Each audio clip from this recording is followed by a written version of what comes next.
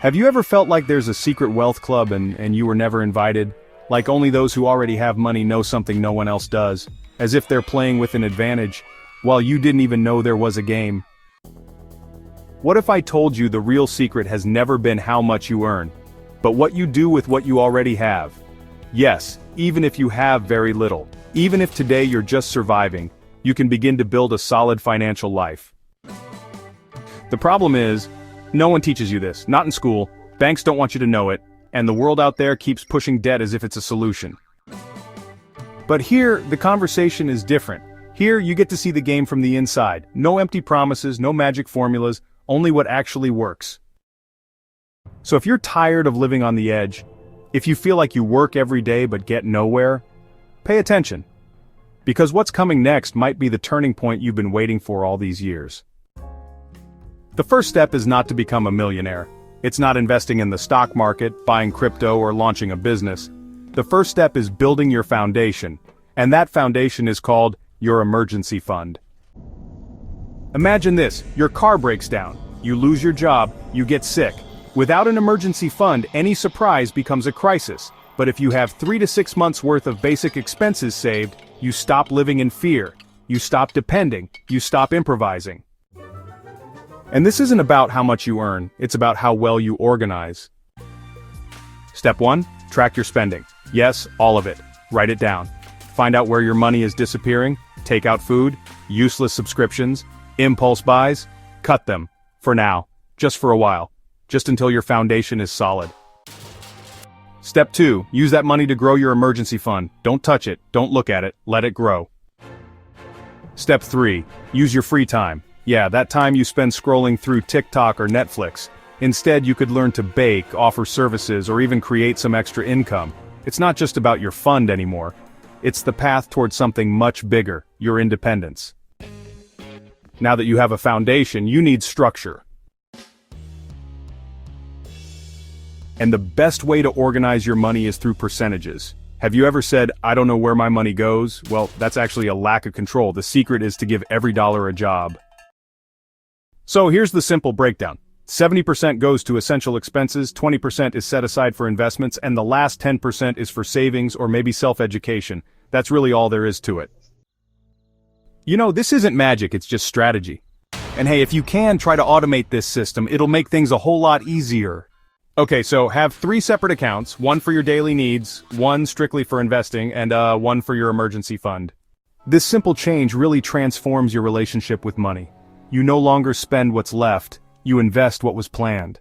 But there's one thing that can destroy all of this: debt. There is no financial freedom with high-interest debt. As long as you're a slave to payments, your money is working against you. Every credit purchase is a thief in disguise. Don't finance things that don't bring a return. A new phone, a vacation, name-brand clothes. If you can't pay cash, don't buy it. Start like this. Pay off your most expensive debts first. Negotiate if you need to. Live with less for a while. Because living with less and investing is worth more than pretending and being in debt. And yes, you can save, you can cut back. But there's a limit to how much you can cut. What has no ceiling is your income. Many people spend their whole lives trying to save pennies, when what they really need is to earn more. Got free time, then you've got opportunity. Seriously, you can learn to use free tools like Canva. You could teach, sell products, create content, or even open a freelancer profile. Just start small. Every extra income stream is one more rope pulling you out of the pit. When money comes from multiple places, risk really does decrease. And with every step, your freedom gets closer. But none of this will work if you carry a mindset wired to lose. And yeah, it's hard to hear, but many have already lost without realizing it, because they believe money is evil, that the rich are greedy, that I wasn't born for that. That's programming. And like any programming, it can be rewritten. Abundance is not showing off. It's really about understanding that money is a tool. One you can use to care for your family, to invest, to give, and honestly, to choose. Want to change your mindset? Well, change what you consume. Read books like Rich Dad, Poor Dad, The Richest Man in Babylon, and Think and Grow Rich. Listen to real podcasts, not just feel-good motivation. Follow those who teach, not just those who sell. Take notes, test ideas, start small, and learn fast.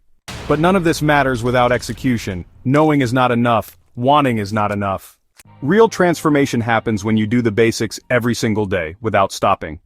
Building wealth is like planting a tree. You don't see fruit right away, but every day you water it, you get closer. Want a clear example?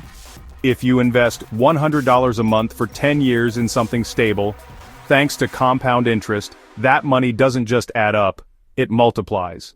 The secret? Decide how much you'll invest each month. Automate it. Only invest in what you understand. And if you're going to make mistakes, let them be small and early. Because honestly, this is a long game, and the winners are not the fastest, they're the ones who don't stop. And here lies the heart of it all, your daily habits. That's really where the game is won or lost. Don't dream of financial freedom if you keep spending without thinking. Don't blame the system if you live on autopilot. It's that expensive coffee, that interest-free installment, that just for today, that honestly repeats tomorrow. Spend consciously. Before you pay, ask yourself, does this bring me closer to the life I want to build, or further away? So here's the thing, review your goals every month, and don't forget to track your expenses. It's also a good idea to invest some time into learning. And automate your savings, your investments, and your financial reminders. Make it simple, make it daily, make it your new normal. Because in the end, financial freedom isn't a destination, it's a way of living. And honestly, living with intention is worth far more than living for appearances. The question is, are you ready to stop surviving and start building?